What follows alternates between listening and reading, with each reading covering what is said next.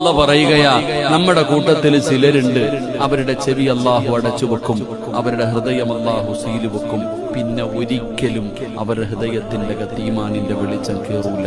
അല്ലാഹു നമ്മളെ കാത്തുരക്ഷിക്കുമാറാകട്ടെ.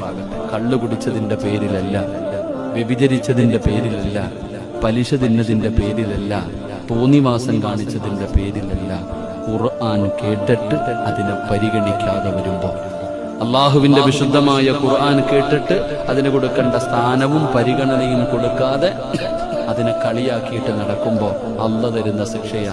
ഇന്ന് പലരും പറയുന്നത് ഖുർആൻ ഉസ്താദന്മാർക്ക് പിരിക്കാനുള്ളതാണെന്ന്.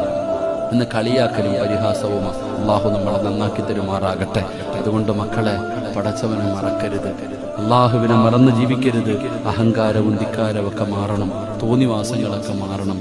മാറിയില്ലെങ്കിൽ അള്ളാഹു നിന്നെ വലിച്ച് തറയിലിടും. പണ്ടൊക്കെ അള്ളാഹു പിന്നെ ഇപ്പൊ